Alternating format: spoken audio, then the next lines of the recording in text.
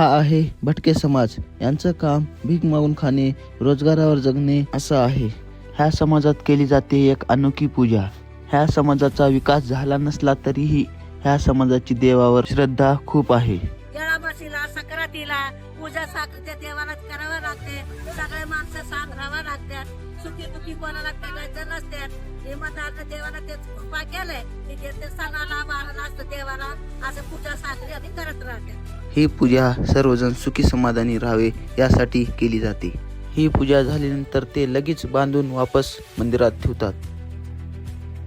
हे बांधून ठेवायचे. हा हे बांधून ठेवायचे.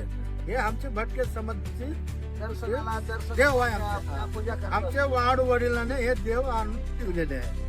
ते देवाला मागे ठेवायला जमत नाही. पूजा झाली पूजा झाली की बांधून ठेवतो.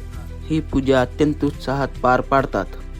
पूजा झाल्यानंतर तिथे एकमेकांची समस्या, त्यांना कोणती गोष्टीची कमी आहे, कोणती गोष्ट लागणार आहे याबद्दल चर्चा करतात.